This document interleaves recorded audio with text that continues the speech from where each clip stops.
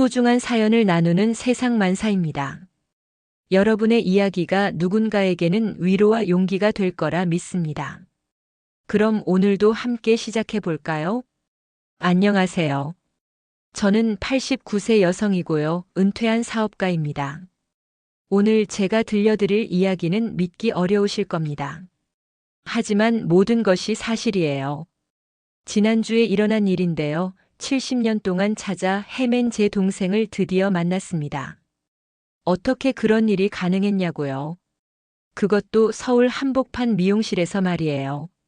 지금부터 천천히 말씀드릴게요. 끝까지 들어주신다면 여러분도 기적을 믿게 되실 거예요. 그리고 아마 눈물을 흘리게 되실 거예요. 이야기는 70년 전부터 시작해야 합니다. 그때 저는 19살이었어요. 한국 전쟁이 한창이던 1955년이었죠. 세상이 온통 불바다였고 사람들은 하루하루 살아남기 위해 발버둥쳤어요. 저희 가족도 그중 하나였죠. 부모님은 피난길에서 돌아가셨어요. 폭격을 피해 남쪽으로 내려오던 중에 말이에요. 그때 일을 자세히 말씀드리자면 저희는 기차역에 있었어요. 사람들이 기차에 매달려서라도 피난을 가려고 했거든요. 아버지가 저와 어머니 그리고 4살 된 은하를 먼저 기차에 태우시고 본인은 나중에 타시려고 했어요. 그런데 그때 폭격기가 날아왔어요. 사이렌이 울리고 사람들이 비명을 지르며 뛰어다녔죠. 아버지는 저희를 안전한 곳으로 대피시키시려고 기차에서 내리라고 하셨어요. 그 순간 폭탄이 떨어졌어요.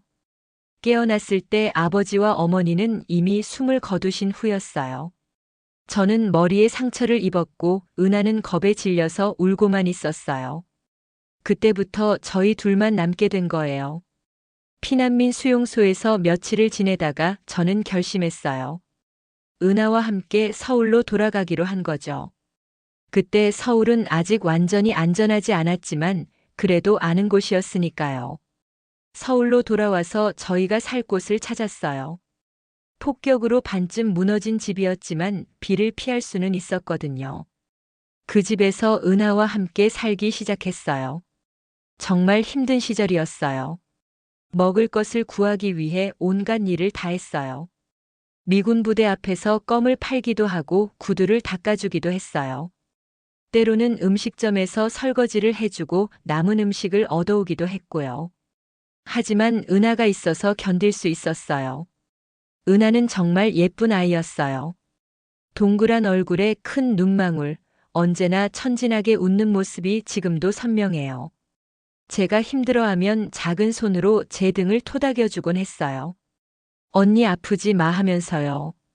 밤에는 은하와 함께 누워서 이야기를 했어요. 전쟁이 끝나면 우리가 어떻게 살지, 은하가 학교에 가서 공부하는 모습, 예쁜 옷을 입고 다니는 모습을 상상하며 이야기했죠. 은하는 제 이야기를 들으며 깔깔 웃었어요. 특히 은하가 좋아했던 건 제가 불러주는 자장가였어요. 어머니가 저에게 불러주셨던 자장가를 은하에게 불러줬거든요. 잘 자라 우리 아가, 꿈나라로 떠나거라 하면서 말이에요. 은하는 그 자장가를 들으며 제 품에서 잠들곤 했어요. 그렇게 몇 개월이 지났어요. 힘들었지만 행복했어요. 왜냐하면 은하가 있었으니까요. 은하가 제 삶의 전부였고 살아갈 이유였거든요. 그런 저희에게 특별한 날이 있었어요. 은하와 함께 살기 시작한 지 6개월이 되던 날이었죠. 그날 저는 평소보다 조금 많은 돈을 벌었어요. 미군 부대에서 일하는 김씨 아저씨가 가엾게 여겨서 돈을 더 주셨거든요. 김씨 아저씨는 좋은 분이었어요. 가끔 저희에게 초콜릿이나 과자를 주시기도 했고 은하를 보면 예쁘다고 머리를 쓰다듬어 주시기도 했어요. 그날도 아저씨가 말씀하셨어요. 순호가 너희가 대견하다. 이 어린 나이에 동생을 이렇게 잘 키우고 있으니 말이야. 그 말을 듣고 저는 뿌듯했어요. 그리고 그 돈으로 은하에게 무언가 특별한 것을 해주고 싶었어요. 시장에 가서 여기저기를 둘러보는데 한 구석에서 장신구를 파는 할머니를 발견했어요. 할머니는 나이가 많으셨지만 손재주가 좋으셨어요. 예쁜 목걸이와 팔찌를 만들어 파셨거든요. 할머니께 다가가서 말씀드렸어요. 할머니, 팔찌 2개를 만들어 주실 수 있나요? 똑같은 팔찌로요. 할머니가 물어보셨어요. 누구 줄 거냐고. 저는 대답했어요.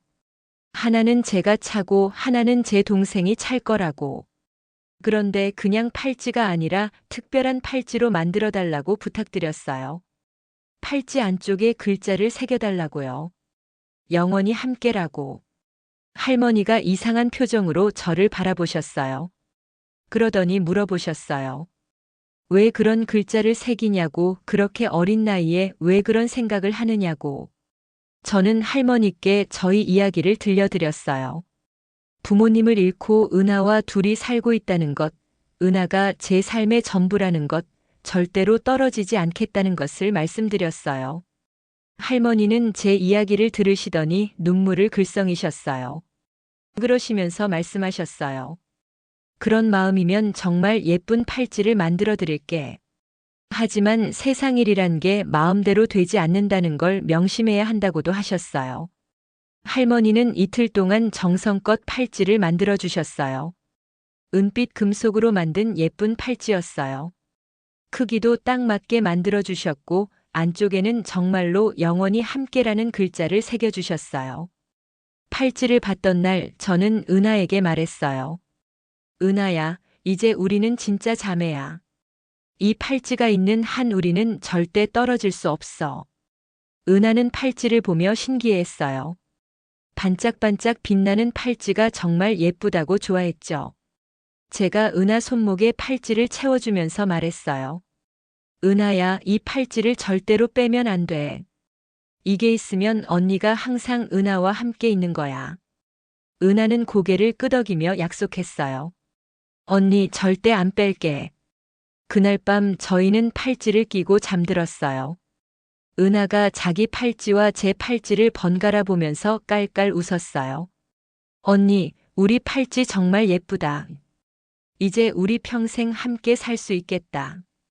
은하가 그렇게 말했어요. 그런데 그로부터 일주일 후 모든 것이 무너졌습니다. 그날도 평범한 하루였어요. 아침에 일어나서 은하와 함께 세수를 하고 간단한 아침을 먹었어요. 그날 아침에는 김씨 아저씨가 주신 빵이 있었거든요. 은하가 빵을 맛있게 먹는 모습을 보니까 기분이 좋았어요. 오후가 되어서 저는 은하의 손을 잡고 시장으로 나갔어요. 장을 보려고요. 그때는 매일 그날 먹을 것을 사야 했거든요. 냉장고도 없었고 돈도 많지 않았으니까요. 시장은 늘 그랬듯이 복잡했습니다. 사람들이 북적거리고 상인들의 외치는 소리가 요란했어요. 생선 사세요. 싱싱한 생선, 채소 사세요. 방금 딴 채소 하면서 말이에요. 저는 은하의 손을 꽉 잡고 걸었어요. 사람이 많으니까 혹시라도 은하가 제 손에서 놓칠까봐 조심했거든요. 은하도 제 손을 꽉 잡고 있었어요. 언제나 그랬듯이 말이에요. 먼저 쌀을 샀어요. 쌀은 저희에게 가장 중요한 식량이었거든요. 쌀만 있으면 죽이라도 끓여 먹을 수 있으니까요. 그 다음에 김치를 샀어요. 김치 장사 할머니가 맛 좀 보라고 하시면서 은하 입에도 김치 한 조각을 넣어주셨어요. 은하가 매워서 혀를 내밀면서도 맛있다고 하니까 할머니가 웃으셨죠. 그리고 감자를 사려고 했어요. 은하가 감자를 정말 좋아했거든요. 삶아서 소금에 찍어 먹으면 그렇게 맛있어 한다고요. 저는 감자만 있으면 은하가 행복해하는 걸 알고 있었어요. 감자 장사 아주머니와 값을 흥정하고 있는데 갑자기 뒤에서 큰 소리가 났어요. 누군가 소리를 지르는 소리였어요. 뭔가 다툼이 벌어진 것 같았어요.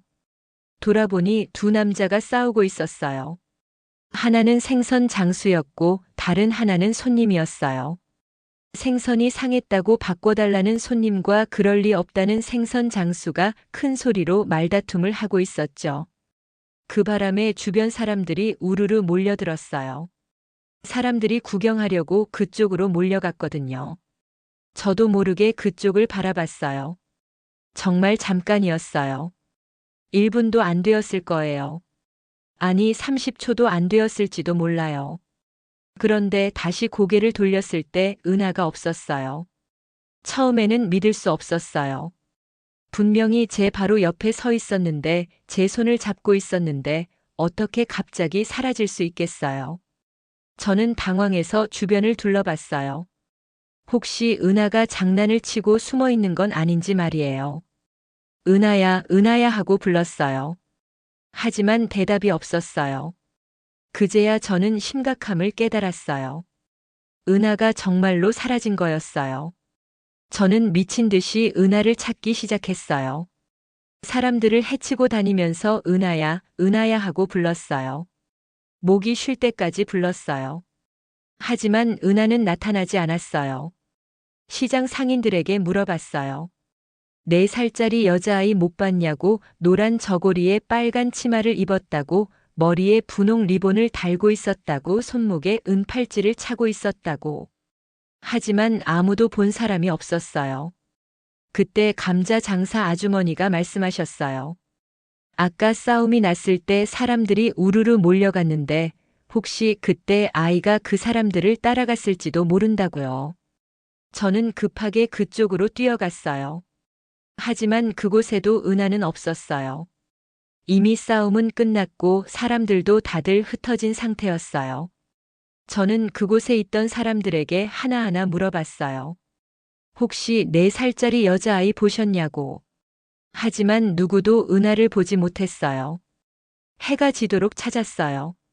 온 시장을 뒤졌고 시장 밖까지 나가서 찾았어요.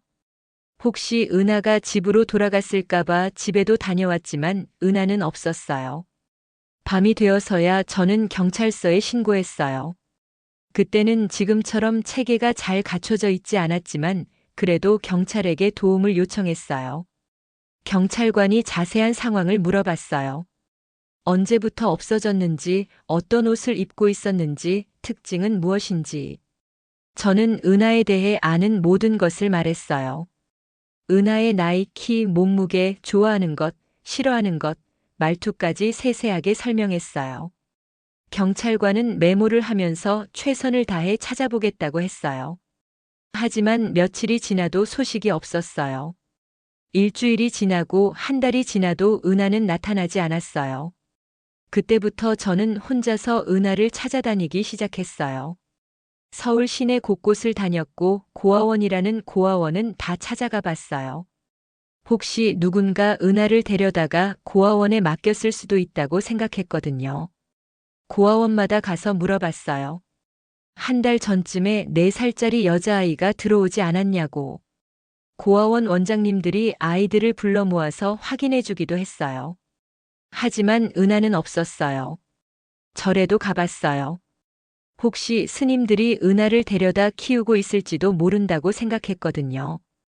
교회에도 가봤고 성당에도 가봤어요. 하지만 어디에도 은하는 없었어요. 탐정을 고용하기도 했어요. 그때는 돈이 없어서 변변한 탐정을 고용할 수는 없었지만 그래도 몇 명의 탐정에게 의뢰했어요. 탐정들이 나름대로 열심히 찾아주기도 했지만 결국 찾지 못했어요. 그렇게 1년이 지났어요. 저는 여전히 은하를 찾고 있었지만 주변 사람들은 포기하라고 했어요. 벌써 1년이 지났는데 아직도 못 찾았으면 글렀다고 이제 내 인생을 살라고 했어요. 하지만 저는 포기할 수 없었어요. 은하는 분명히 어딘가에 있을 거라고 믿었거든요. 살아있다고 믿었어요. 그런 제 마음을 김씨 아저씨가 이해해 주셨어요. 아저씨가 말씀하셨어요. 순호가 내 마음을 이해한다. 나도 가족이 있으니까. 하지만 너무 자신을 혹사시키지는 마라. 은하도 내가 건강해야 만날 수 있을 거 아니냐. 아저씨 말씀이 맞았어요. 저는 은하를 찾느라 제대로 먹지도 못하고 잠도 제대로 자지 못했어요. 몸무게가 많이 빠졌고 얼굴도 초췌해졌어요. 그래서 조금씩 일상을 회복하려고 노력했어요. 하지만 은하 찾는 일을 포기하지는 않았어요. 매주 한 번씩은 새로운 곳을 찾아가 봤고 새로운 사람들에게 물어봤어요. 그리고 특별한 일을 시작했어요. 은하를 위한 통장을 만든 거예요. 매달 돈을 넣어두는 거죠. 언젠가 은하를 만나면 그 돈을 주려고 했거든요. 처음에는 5천 원씩 넣었어요. 그때 5천 원이면 큰 돈이었죠. 쌀 한 가마니를 살 수 있는 돈이었으니까요.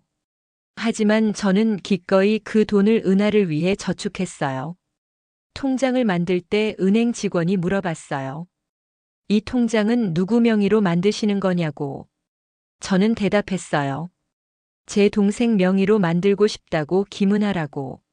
하지만 그때는 은하에 주민등록증도 없고 해서 결국 제 명의로 만들 수밖에 없었어요. 그렇게 매달 돈을 넣기 시작했어요. 한 달도 거르지 않고 꼬박꼬박 넣었어요. 힘든 달에도 어떻게든 돈을 만들어서 넣었어요. 시간이 지나면서 저도 변했어요. 은하를 잃고 나서 저는 더 열심히 살기 시작했어요. 은하를 찾기 위해서라도 성공해야겠다고 생각했거든요. 돈이 있으면 더 많은 탐정을 고용할 수 있고 더 넓은 지역을 찾을 수 있을 테니까요. 그래서 사업을 시작했어요. 처음에는 작은 장사부터 시작했어요. 시장에서 물건을 사다가 다른 곳에서 파는 거죠. 그러면서 조금씩 돈을 모았어요. 20대 후반에 결혼도 했어요. 남편은 좋은 사람이었어요. 제가 은하를 찾고 있다는 얘기를 했을 때도 이해해 주었거든요. 그리고 함께 은하를 찾아주겠다고 약속했어요. 남편과 함께 살면서도 저는 은하 찾는 일을 멈추지 않았어요. 남편도 도와주었고요. 둘이서 함께 여러 곳을 다니며 은하를 찾았어요. 아이들도 낳았어요. 2명의 아이를 낳았는데 아이들에게도 은하 이야기를 해주었어요. 너희에게는 고모가 있다고 언젠가 만날 거라고 말해주었어요. 아이들이 자라면서 가끔 물어봤어요. 엄마, 고모는 언제 만날 수 있어요? 저는 대답했어요. 곧 만날 수 있을 거야. 고모가 어디 있는지만 알면 되거든. 하지만 시간은 계속 흘러갔어요. 10년이 지나고 20년이 지나고 30년이 지나도 은하는 나타나지 않았어요. 그동안 저는 꽤 성공했어요. 사업이 잘 되어서 돈도 많이 벌었고요. 큰 집도 사고 좋은 차도 샀어요. 하지만 마음 한편에는 늘 은하가 있었어요. 은하를 위한 통장에 넣는 돈도 점점 늘어났어요. 처음에는 5천 원, 그 다음에는 10,000원, 10만 원, 100만 원. 요즘에는 매달 1,000만 원씩 넣어요. 주변 사람들은 저를 이상하게 봤어요. 벌써 몇십 년이 지났는데 아직도 은하를 찾느냐고 이제는 포기하는 게 좋겠다고 했어요. 심지어 자식들도 그런 말을 했어요.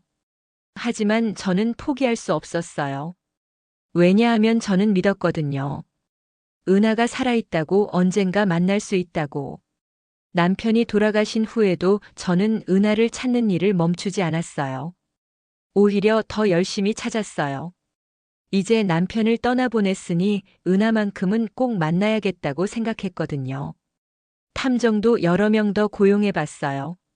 젊고 유능한 탐정들에게 의뢰했죠. 컴퓨터도 발달하고 인터넷도 생기고 찾기가 예전보다는 쉬워졌을 거라고 생각했거든요. 하지만 여전히 찾지 못했어요.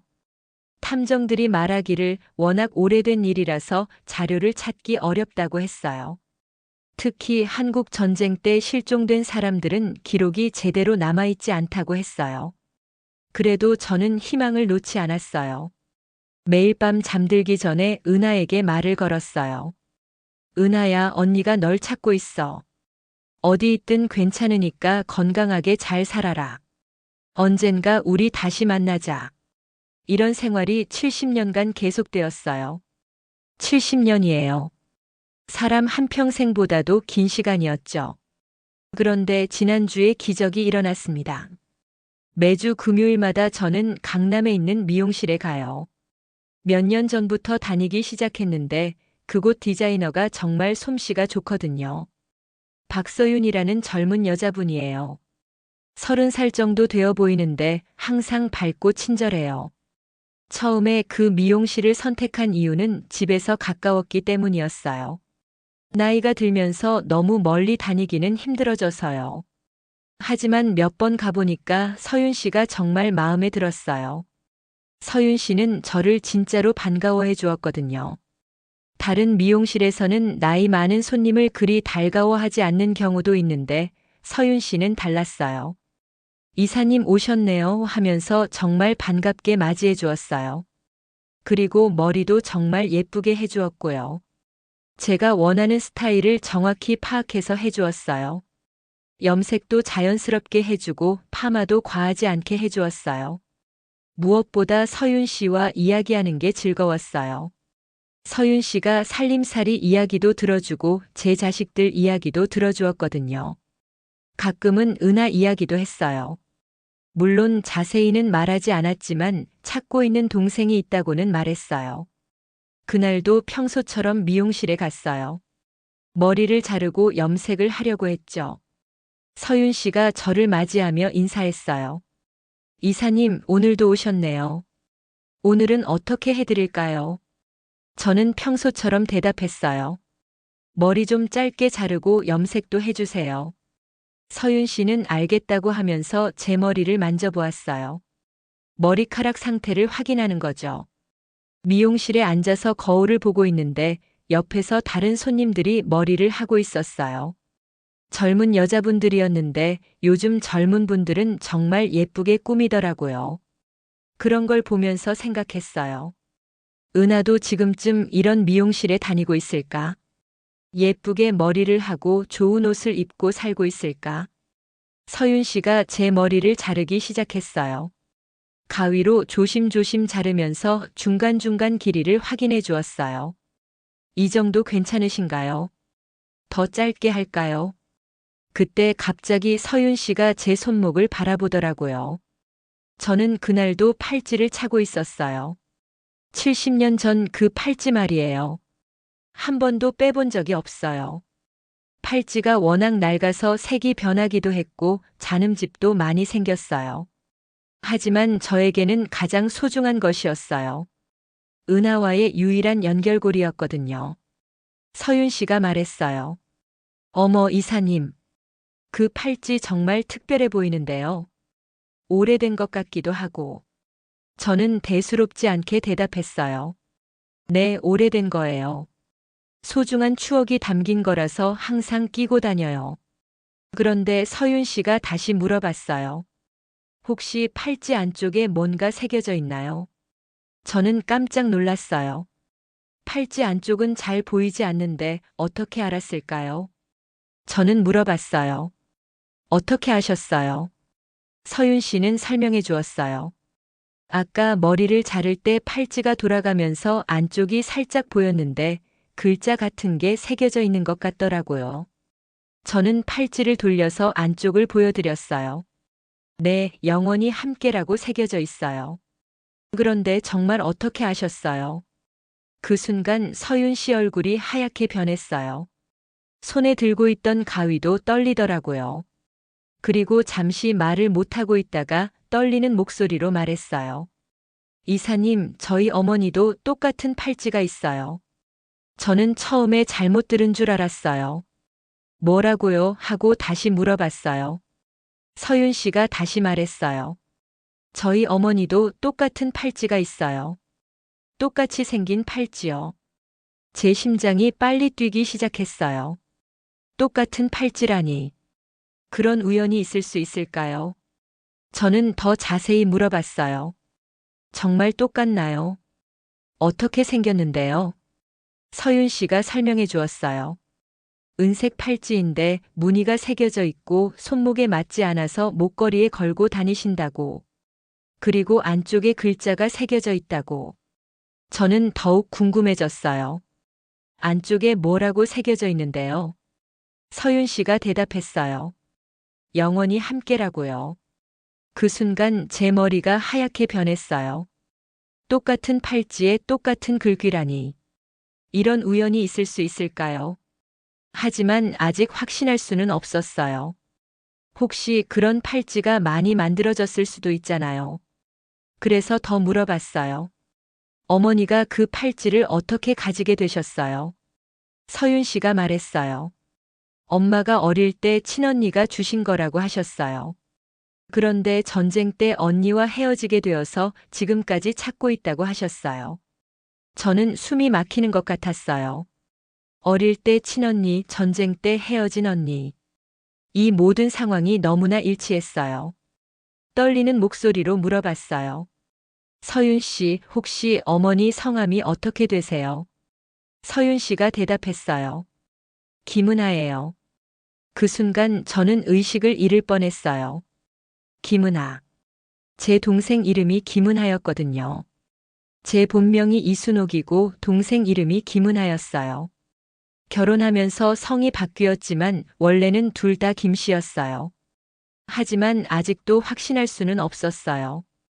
김은하라는 이름을 가진 사람이 한둘이겠어요. 그래서 더 물어봤어요. 어머니 나이가 어떻게 되세요? 서윤 씨가 대답했어요. 70이에요. 올해 70살이 되셨어요. 맞았어요. 은하는 저보다 19살 어리니까 지금 70살이 맞아요. 그래도 아직 확실하지 않으니까 저는 가방에서 사진을 꺼냈어요. 70년 전 사진이에요. 은하가 4살 때 찍은 사진이죠. 누렇게 바랜 흑백 사진이었지만 은하의 모습이 선명하게 담겨 있었어요. 그 사진은 제가 항상 가지고 다니는 거예요. 지갑 속에 넣어두고 어디를 가든 가지고 다녀요. 혹시라도 은하를 만났을 때 보여주려고 말이에요. 서윤 씨에게 사진을 보여드리며 물어봤어요. 혹시 이 아이가 어머니인가요? 서윤 씨는 사진을 보더니 눈이 크게 뜨였어요. 그리고 눈물을 글썽였어요. 네, 맞아요. 우리 엄마 어릴 때 사진이에요. 엄마가 항상 가지고 다니시는 사진이랑 똑같아요. 서윤 씨가 떨리는 목소리로 말했어요. 그런데 어떻게 이 사진을 가지고 계세요? 이 사진은 엄마의 언니만 가지고 있을 거라고 엄마가 말씀하셨는데요. 그때부터 저는 서윤 씨에게 모든 걸 털어놨어요. 70년 전 이야기부터 시작해서 은하를 잃어버린 날, 그리고 지금까지 은하를 찾아 헤맨 이야기까지. 서윤 씨는 믿을 수 없다는 표정으로 들었어요. 중간중간 질문도 했고요. 정말로 저희 엄마가 이사님 동생이라는 거예요. 70년 동안 찾으신 동생이 저희 엄마라는 거예요. 저는 그럴 가능성이 높다고 대답했어요. 하지만 확실하게 하려면 어머니를 직접 만나봐야 한다고 말했어요. 서윤 씨는 당장 어머니께 전화를 걸었어요. 손이 너무 떨려서 전화번호를 누르기도 힘들어했어요. 몇 번 실수하다가 겨우 전화를 걸었어요. 엄마, 지금 어디 계세요? 중요한 일이 있어서 그래요. 지금 바로 만나야 해요. 서윤 씨가 급한 목소리로 말했어요. 전화 너머로 은하의 목소리가 들렸어요. 정확히는 들리지 않았지만 뭔가 궁금해하는 듯한 톤이었어요. 서윤 씨가 다시 말했어요. 설명하기 복잡한데 일단 만나서 말씀드릴게요. 지금 바로 갈게요.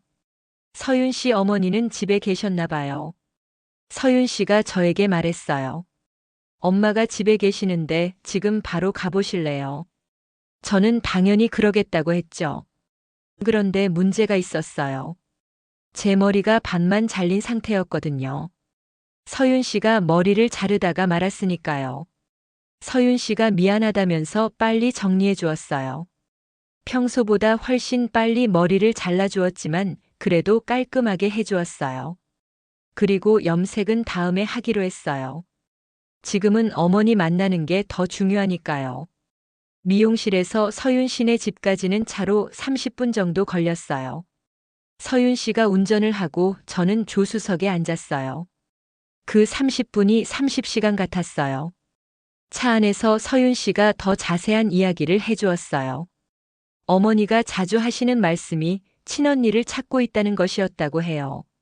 시장에서 헤어졌는데 지금도 언니가 자신을 찾고 있을 거라고 믿고 계신다고 했어요. 그리고 그 팔찌를 항상 목에 걸고 다니신다고 했어요. 언니가 준 거라면서 이것만 있으면 언젠가 언니를 만날 수 있을 거라고 하신다고요. 서윤 씨 말을 들으면서 저는 더욱 확신했어요. 정말 은하가 맞을 거라고. 70년 동안 저를 기다렸다는 게 맞을 거라고. 하지만 한편으로는 불안하기도 했어요. 만약 다른 사람이면 어떻게 하지? 그럼 또 실망해야 하는 거 아닌가? 70년 동안 수없이 실망했는데 또 실망하면 견딜 수 있을까? 서윤 씨네 아파트에 도착했어요. 그리 크지 않은 아파트였지만 깔끔하고 따뜻한 느낌이었어요. 주변 환경도 좋았고 조용한 동네였어요. 엘리베이터를 타고 12층으로 올라갔어요. 엘리베이터 안에서 서윤 씨가 말했어요. 이사님, 혹시 다른 사람이어도 실망하지 마세요. 저희가 최선을 다해서 이사님 동생을 찾아드릴게요. 저는 고마웠어요. 서윤 씨가 이렇게까지 도와주는 게 말이에요. 하지만 저는 확신했어요. 분명히 은하일 거라고. 엘리베이터에서 내려서 복도를 걸어갔어요. 복도가 길게 느껴졌어요. 평소 같으면 금방 갈 거리인데 그날은 왠지 멀게만 느껴졌어요.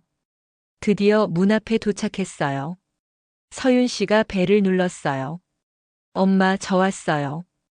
그리고 저를 돌아보며 말했어요.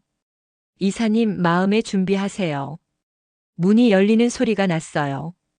그리고 한 여성이 나타났어요. 그 순간 저는 알았어요. 바로 은하였어요. 70년이 흘렀지만 은하는 여전히 그때 그 모습이었어요. 물론 나이가 들어서 주름이 생겼고 머리도 하얗게 새었지만 그 눈빛만큼은 똑같았어요.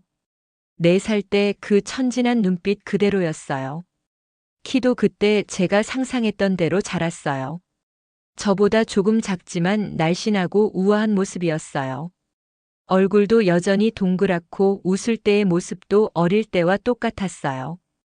은하도 저를 보더니 얼굴이 하얗게 변했어요. 뭔가를 알아본 것 같았어요. 몇 초간 서로를 바라보고만 있었어요. 서윤이가 말했어요. 엄마, 이분이 이사님이에요. 그런데 이사님이 엄마의 언니일 수도 있대요. 팔찌 때문에 그렇게 생각하게 되었다고요. 은하는 저를 뚫어지게 바라봤어요. 그리고 천천히 입을 열었어요. 혹시 순옥 언니세요? 그 말을 듣는 순간 저는 무너졌어요. 70년간 참아왔던 모든 감정이 한꺼번에 터져나왔어요. 은하야, 은하야 하면서 울기 시작했어요. 은하도 울기 시작했어요. 언니, 정말 언니예요. 어떻게 저를 찾으셨어요? 정말 언니가 맞아요. 우리는 그 자리에서 한참을 안고 울었어요. 문 앞에 서서 말이에요. 서윤 씨도 옆에서 같이 울었어요. 이런 기적 같은 일이 실제로 일어날 줄 누가 알았겠어요. 이웃집에서 나와서 우리를 쳐다보기도 했어요. 갑자기 복도에서 울음소리가 나니까 궁금했던 모양이에요. 서윤 씨가 미안하다면서 집 안으로 들어가자고 했어요. 집 안으로 들어가서도 우리는 계속 울었어요. 70년 동안 쌓인 그리움이 한꺼번에 쏟아져 나왔어요. 말로 표현할 수 없는 감정이었어요. 한참 울고 나서 조금 진정이 되었어요. 은하가 차를 끓여주며 천천히 이야기를 시작했어요. 집안은 따뜻하고 아늑했어요. 은하의 성격이 그대로 드러나는 인테리어였어요. 언니, 저는 그날 일을 지금도 기억해요. 은하가 말했어요. 시장에서 언니 손을 잡고 있었는데 갑자기 사람들이 우르르 몰려들었어요. 저도 모르게 그 흐름에 휩쓸려서 언니와 떨어지게 되었어요. 그때 저는 정말 무서웠어요. 언니를 찾으려고 했는데 사람들이 너무 많아서 언니가 어디 있는지 알 수가 없었어요. 한참을 울면서 언니를 불렀는데 언니는 나타나지 않았어요. 그러다가 한 아주머니가 저를 데려가셨어요. 그 아주머니가 저의 양어머니가 되셨죠. 정말 좋은 분이셨어요. 저를 친딸처럼 키워주셨어요. 은하의 양어머니는 자식이 없었던 분이셨대요. 그래서 은하를 정말 예뻐해 주셨다고 해요. 학교도 보내주시고 좋은 옷도 사주시고 맛있는 것도 해주셨다고요. 하지만 저는 언니를 잊을 수가 없었어요. 매일 밤 언니 생각을 했어요. 언니가 저를 찾고 있을 거라고 믿었어요. 그리고 언젠가는 다시 만날 수 있을 거라고 생각했어요. 양어머니도 처음에는 친부모님을 찾아주려고 노력하셨대요. 하지만 전쟁통에 자료도 없고 찾을 방법이 없었다고 해요. 그래서 은하를 입양하기로 결심하셨다고 하더라고요. 은하가 목에 걸고 있던 목걸이를 보여줬어요. 정말 제 팔찌와 똑같은 팔찌였어요. 손목이 작아서 팔찌로는 차기 어려워서 목걸이로 만들어 달았는데 한 번도 빼본 적이 없다고 했어요. 양어머니가 어디서 가져온 거냐고 물어보셔서 친언니가 주신 거라고 했다고 해요. 그 얘기를 서윤이도 들었던 거였어요. 저도 제 이야기를 해줬어요. 70년간 은하를 찾아 헤맨 이야기, 매달 통장에 돈을 넣은 이야기, 한 번도 포기하지 않았다는 이야기를. 은하는 제 이야기를 들으면서 계속 울었어요. 언니가 그렇게 저를 찾아 헤매셨다니 정말 죄송해요. 제가 잘못 없어졌으니까 언니가 그런 고생을 하신 거예요. 저는 은하에게 말했어요. 내가 잘못한 게 아니라고, 그냥 운명이었다고. 중요한 건 이제 다시 만났다는 거라고. 은하가 자기 인생 이야기를 더 자세히 해주었어요. 양부모님 밑에서 정말 행복하게 자랐다고 했어요. 초등학교, 중학교, 고등학교를 다 졸업하고 대학교도 나왔다고 해요. 대학교에서는 국문학을 전공했다고 해요. 책을 좋아해서 그 전공을 선택했다고 하더라고요. 졸업 후에는 출판사에 취직해서 지금까지 일하고 있다고 했어요. 결혼은 26살에 했다고 해요. 남편은 같은 출판사에서 일하는 사람이었대요. 정말 좋은 사람이었다고, 은하를 많이 사랑해줬다고 했어요. 서윤이는 결혼 3년 만에 얻은 딸이라고 해요. 정말 예쁘게 태어나서 많이 귀여웠다고 하더라고요. 지금도 그렇지만 어릴 때부터 착하고 똑똑한 아이였다고 했어요. 남편분은 몇 년 전에 암으로 돌아가셨다고 했어요. 투병 생활을 오래 하셨는데 은하가 정말 잘 간병해드렸다고 하더라고요. 마지막까지 함께 계셨다고요. 지금은 출판사에서 편집장으로 일하고 있다고 했어요. 좋은 책을 만드는 일이 보람있다고, 계속 일할 생각이라고 하더라고요. 우리는 그날 밤새도록 이야기했어요. 서로의 지난 70년을 나눴어요. 저는 제 인생 이야기를 해주었고, 은하는 자기 인생 이야기를 해주었어요. 제가 결혼해서 아이들을 낳았다는 이야기를 하니까 은하가 기뻐했어요. 언니에게 조카들이 있다니 정말 좋다고 했어요. 꼭 만나보고 싶다고 하더라고요. 저도 은하의 이야기를 들으면서 뿌듯했어요. 은하가 좋은 사람들을 만나서 행복하게 살았다는 게 정말 다행이었어요. 제가 가장 걱정했던 게 은하가 고생하며 살지는 않았을까 하는 거였거든요. 특히 매달 1,000만 원씩 넣은 통장 이야기를 하니까 은하가 깜짝 놀라더라고요. 언니, 그 돈은 어떻게 할 거예요? 저는 당연히 은하에게 주려고 했다고 말했어요. 하지만 은하는 거절했어요. 언니, 저는 돈이 필요하지 않아요. 지금도 충분히 행복해요. 그것보다 언니와 함께 보낼 시간이 더 소중해요. 그 말을 듣는 순간 저는 정말 감동했어요. 70년 전 그 착한 은하 그대로였어요. 돈보다 소중한 게 무엇인지 아는 사람이었어요. 서윤이도 저를 진짜 이모처럼 대해줬어요. 이모, 엄마가 이렇게 행복해하는 모습은 처음 봐요. 정말 감사해요. 서윤이가 그렇게 말하더라고요. 저도 서윤이가 고마웠어요. 서윤이가 아니었다면 은하를 만날 수 없었을 테니까요.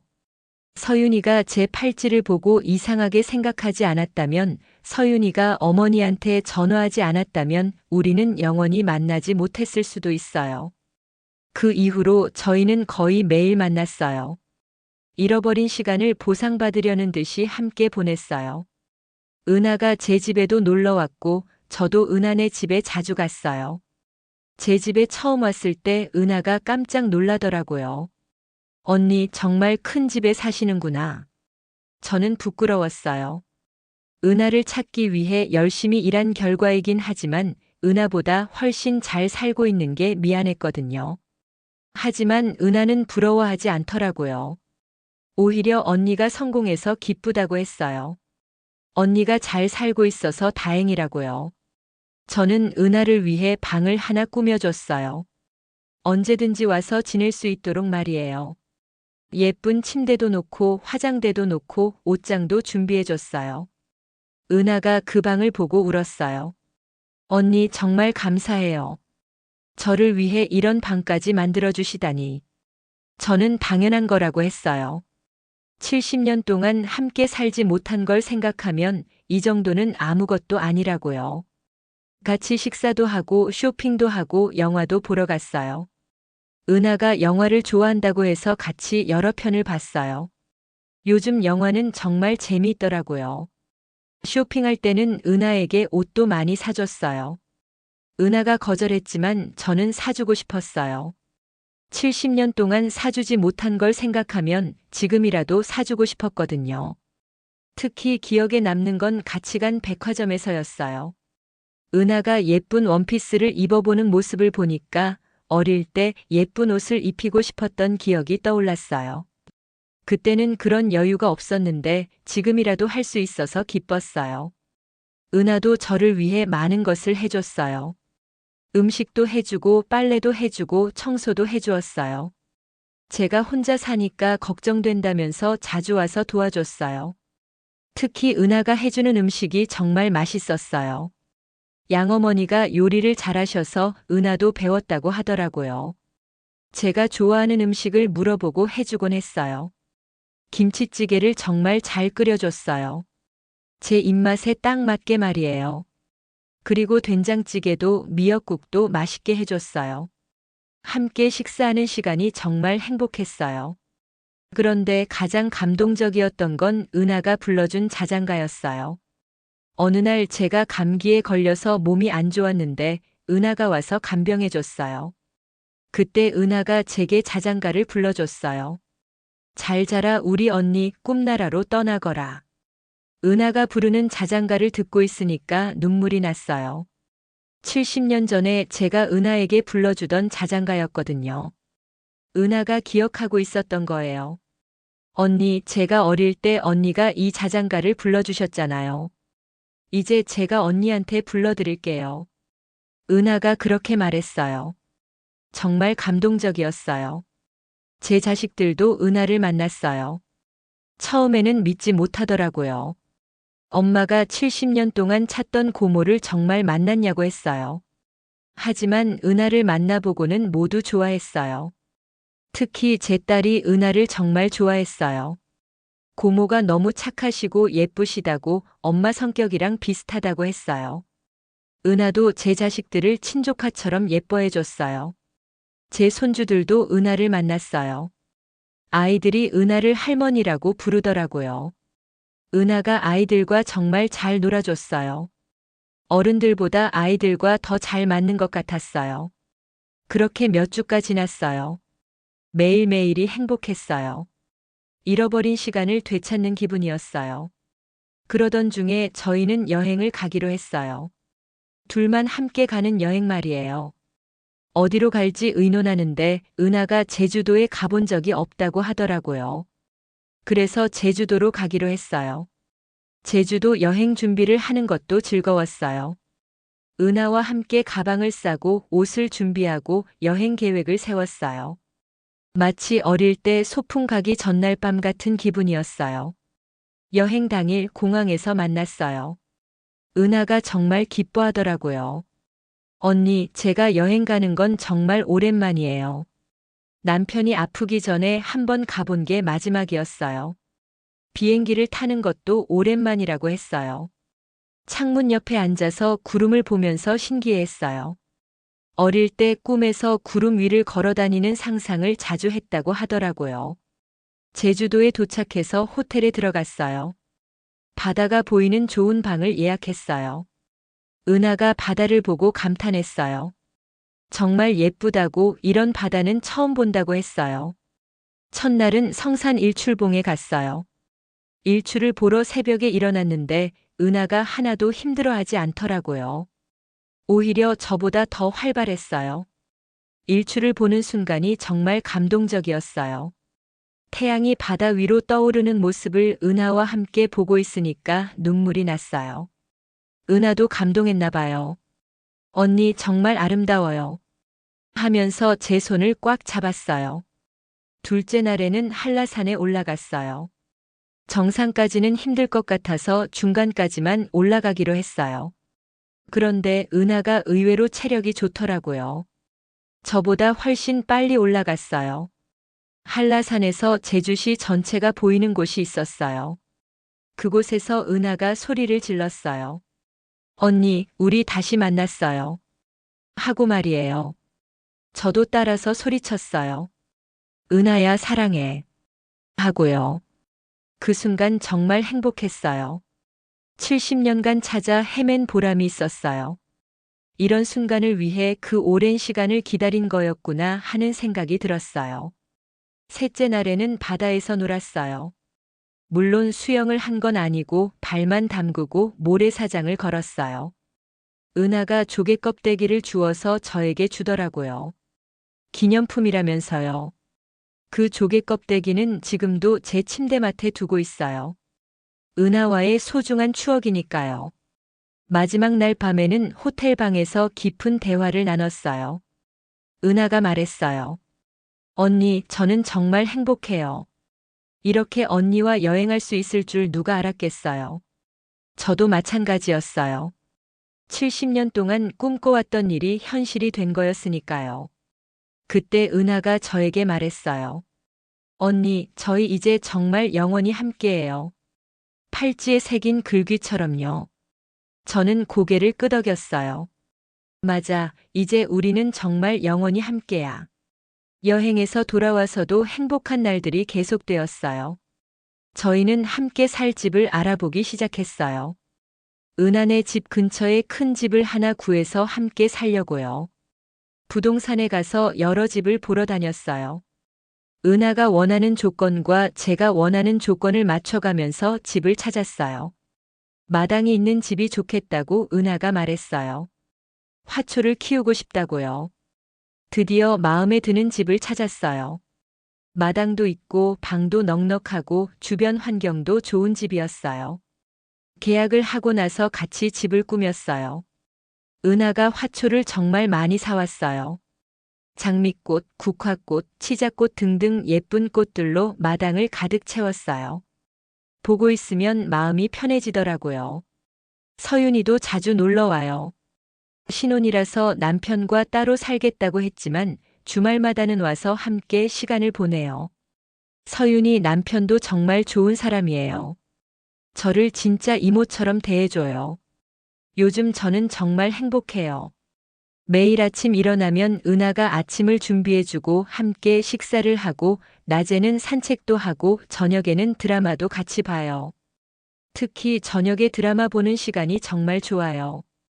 은하가 드라마를 보면서 이야기하는 걸 들으면서 이런 일상이 얼마나 소중한지 깨닫게 돼요. 가끔 밤에 잠자리에서 이야기를 나누는 것도 좋아요. 어릴 때 못했던 이야기들을 지금이라도 나눌 수 있어서 기뻐요. 은하가 자기 인생에서 힘들었던 순간들을 얘기해 줄 때가 있어요. 양어머니가 돌아가셨을 때, 남편이 아팠을 때, 혼자 서윤이를 키우느라 힘들었을 때 등등. 그럴 때마다 저는 미안한 마음이 들어요. 그때 제가 곁에 있어주지 못해서요. 하지만 은하는 항상 말해요.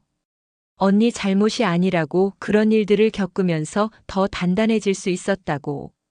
그리고 지금 이렇게 언니와 함께 있으니 그 모든 힘든 시간이 의미 있었다고요. 저도 제 힘들었던 시간들을 은하에게 이야기해요.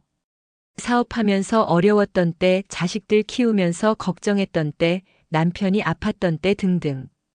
은하가 제 이야기를 정말 잘 들어줘요. 그리고 무엇보다 은하를 찾지 못해서 절망했던 순간들을 이야기해줘요. 특히 힘들었던 건 다른 사람들이 포기하라고 할 때였어요. 하지만 은하는 그럴 때마다 말해줘요. 언니가 포기하지 않아서 우리가 다시 만날 수 있었다고요. 몇 달 전에는 함께 시장에 갔어요. 70년 전에 은하를 잃어버린 그 시장 말이에요. 처음에는 가기 싫었어요. 슬픈 기억이 있는 곳이니까요. 하지만 은하가 가보고 싶다고 했어요. 그때 기억을 정리하고 싶다고요. 그래서 함께 갔어요. 시장은 많이 바뀌어 있었어요. 예전보다 훨씬 깔끔하고 현대적으로 바뀌어 있었어요. 하지만 여전히 사람들로 북적거리는 건 똑같았어요. 그때 제가 감자를 사려고 했던 자리를 찾아봤어요. 지금은 다른 가게가 들어서 있었지만 대충 위치는 알 수 있었어요. 그 자리에서 은하와 함께 서 있으니까 감회가 새로웠어요. 은하가 말했어요. 언니, 그때 제가 여기서 없어진 거죠. 저는 고개를 끄덕였어요. 그리고 말했어요. 하지만 이제 다시 만났잖아. 그게 중요한 거야. 그때 시장 아주머니 한 분이 우리를 보고 신기해 하더라고요. 자매인 것 같은데 나이 차이가 많이 난다고요. 저희가 설명해 드렸어요. 70년 만에 만난 자매라고요. 그 아주머니가 깜짝 놀라면서 축하해 주었어요. 그리고 다른 상인분들도 모여서 우리 이야기를 들었어요. 모두들 신기해 하면서 축하해 주었어요. 그날 시장에서 여러 가지를 샀어요. 70년 전에 사지 못했던 감자도 샀고요. 집에 가서 함께 삶아 먹었는데 정말 맛있었어요. 지금 저는 정말 행복해요. 70년간의 기다림이 헛되지 않았어요. 은하를 만난 지금 제 인생은 완전해졌어요. 물론 아직도 아쉬운 부분이 있어요. 70년이라는 긴 시간을 함께하지 못한 거요. 은하의 성장 과정을 지켜보지 못한 것, 힘들 때 곁에 있어주지 못한 것, 기쁠 때 함께 기뻐하지 못한 것들이 아쉬워요. 하지만 지금이라도 함께할 수 있어서 감사해요. 은하도 똑같은 마음이라고 해요. 잃어버린 시간은 아쉽지만 앞으로 함께할 시간이 있으니까 감사하다고요. 요즘 저희는 새로운 계획들을 세우고 있어요. 다른 여행지도 가보고 싶고 함께 하고 싶은 일들도 많이 있어요. 특히 은하가 글쓰기를 좋아해서 우리의 이야기를 책으로 써보자고 제안했어요. 정말 좋은 생각이라고 생각해요. 우리처럼 가족을 찾고 있는 사람들에게 희망을 줄 수 있을 테니까요. 그리고 같은 처지에 있는 사람들을 도와주는 일도 하고 싶어요. 가족을 찾는 일을 도와주는 단체에 기부도 하고 직접 도움을 주는 일도 해보고 싶어요. 사람들은 이런 일이 정말 일어날 수 있냐고 물어봐요. 저도 믿기 어려워요. 하지만 실제로 일어난 일이에요. 기적 같은 일이죠. 혹시 지금 이 방송을 들으시는 분 중에서 가족을 찾고 계시는 분이 있다면 포기하지 마세요. 저처럼 70년이 걸릴 수도 있지만 언젠가는 만날 수 있을 거예요. 사랑하는 마음만 있다면 시간과 거리는 문제가 되지 않아요. 저와 은하가 그걸 증명했어요. 팔찌에 새긴 글귀처럼 진정한 사랑은 영원히 함께하는 거니까요. 마지막으로 하고 싶은 말이 있어요. 지금 가족과 함께 계시는 분들, 그 시간을 정말 소중히 여기세요. 언제 헤어질지 모르니까요. 저처럼 70년간 후회하며 살고 싶지 않으시다면 지금 당장 가족에게 사랑한다고 말해주세요. 그리고 평범한 일상이 얼마나 소중한지도 깨달으세요. 함께 밥 먹는 것, 같이 대화하는 것, 옆에서 잠드는 것, 이 모든 게 기적 같은 일이에요. 저는 은하를 잃어버렸을 때 이런 평범한 일상들이 얼마나 소중한지 깨달았어요.